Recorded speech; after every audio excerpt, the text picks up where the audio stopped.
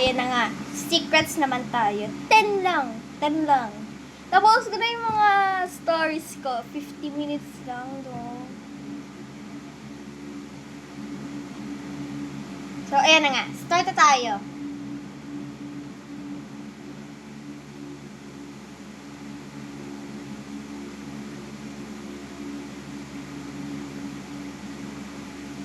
Guys, send lang kayo dun sa video ko, shorts ko, dun sa ano yung name ko ng yung caption ko dun sa, ano ba tawag dun, shorts ko na, panguna, doon.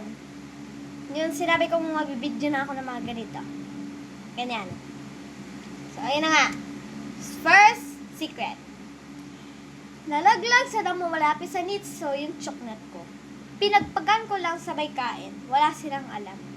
Natugyutan.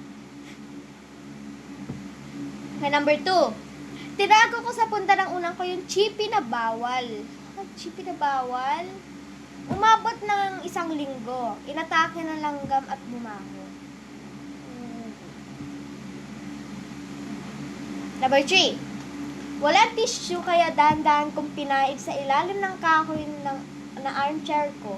Sorry sa nakakuha ng snusilya na yun.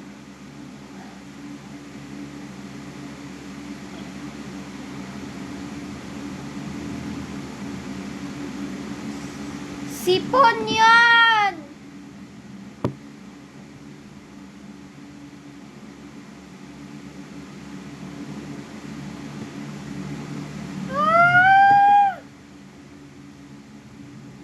Okay.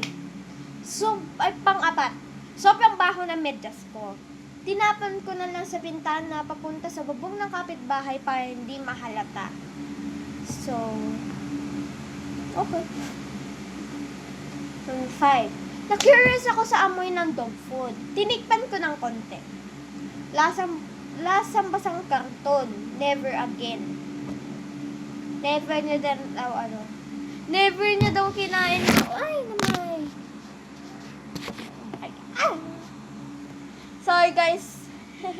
Commercial. 6. Sad stories. Sad secrets. Wala akong baon. Nakatago lang ako sa ilalim ng desk habang pinapanood ko silang kumain ng masarap. Pang ano na to same na din to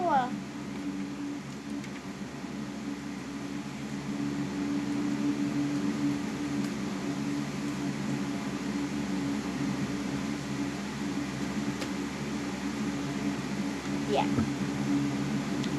So, eto naman. Naghintay ako sa gate para sa ice cream. Yun pala, natanggal siya sa tablao kaya wala kaming pambili. Ayan. Number 8. Binenta ni Mama yung nag-iisang manika na bigay ni Lola pa lang may pambili sa ng gamot ko. 9. Nagising ako na malaling araw at nakita ko si Mama na umiiyak habang binibilang ang kanyang lumang bayakin. Okay, 10. Umakyat ako sa stage pa sa honor ko. Pero wala naghihintay sa upuan kasi nasa abroad sina Mama at Papa. Nabasa ko na din, no? Same lang. Bakit? Same talaga. Yan, 6 out of 10.